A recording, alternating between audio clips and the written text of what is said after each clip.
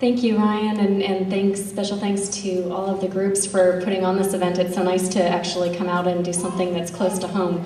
I end up being in DC most of my time, so it's nice to be here and to be able to speak on something that I care so much about, very, very close to home. The best alternative to attacking Iran would be for the United States, of course, to engage in serious negotiations without preconditions. That's really the only alternative, and I could just basically stop there. Unfortunately, that really hasn't been an option on the table. Sorry, I'm getting a little bit of feedback. Is everyone else, or is it just me that's... It's fine. Okay, I'm sorry. I was just hoping it wasn't a problem for folks out there.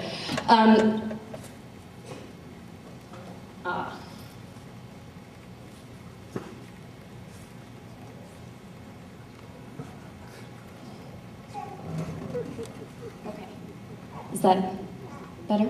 Can you hear me? It's fine. Okay, it's all fine. right, I'm sorry. So, most recently, I guess I'll focus on the talks for just a second, and diplomacy without preconditions, because we did just have, you can look at it in two ways, either some sort of breakthrough, or more cynically, a box has just been checked by the United States sending number 3 at the State Department to join the talks in Geneva with Iran's nuclear negotiator, Ambassador Jalili. And I did note that, one thing that gives me some cynicism about the talks over the weekend was that we didn't send our foreign minister or our Secretary of State, Condoleezza Rice. We actually sent number 3. And of course, the State Department characterized the talks as a waste of time, talked about meandering. So, it's hard to say, but at the same time, there might be some hope for optimism, because the United States has announced that it plans to propose opening an intersection in Tehran in the next 30 days or so. They'll announce the proposal in the next 30 days, and President Ahmadinejad and others inside of Iran have welcomed that announcement. So, we could be seeing a change in policy, although, again, with these talks, the administration did say this was a one-time thing, we're not doing it again.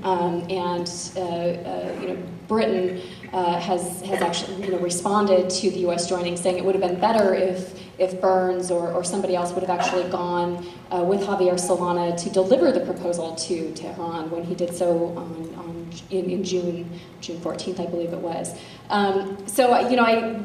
Given the state of the country and what's happened, I certainly give pause and question exactly what the motives were behind this, but any sort of breakthrough is welcome.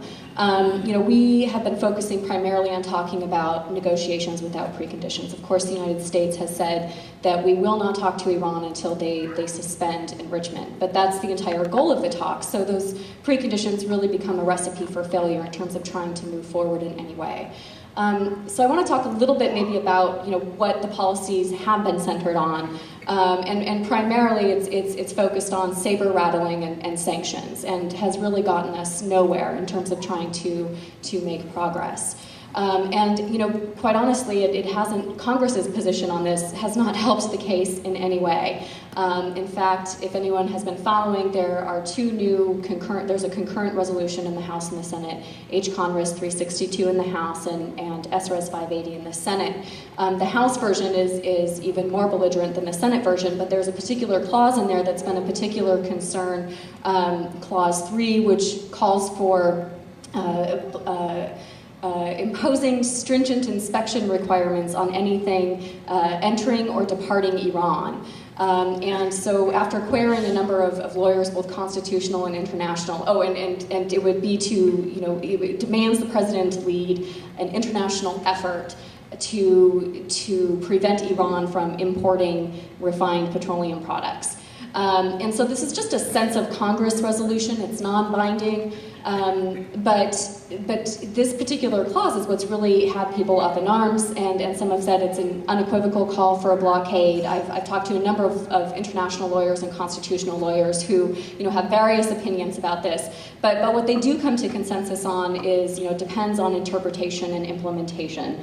And if you talk to retired military leaders or others, they say, and even some of these lawyers that I've spoke with, they basically say it's very difficult to implement a ban on importation of products or such stringent inspection requirements without a blockade, whether that's by land, air, or sea.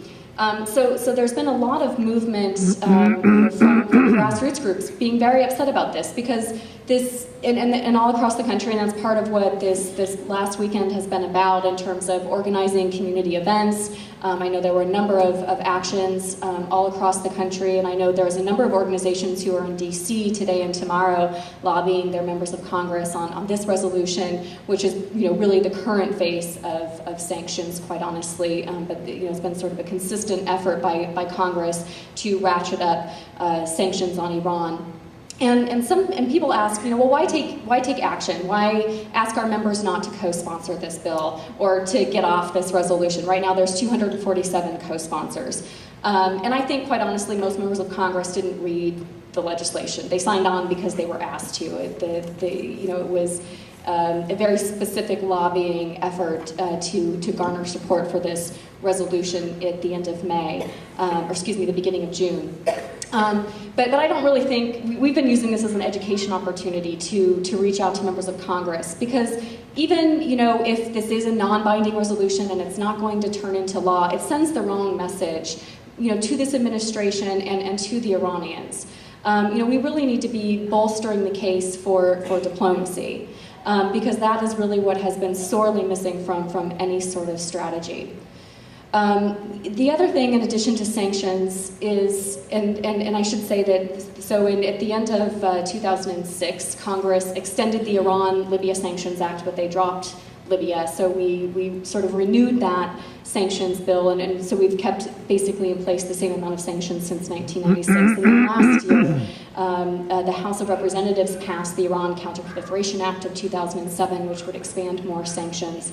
The Senate never took up the measure, and now there are 3 different versions of it that are circulating, and it's unclear with the legislative calendar what's really going to happen. It seems unlikely that anything will, at least before the congressional recess in August.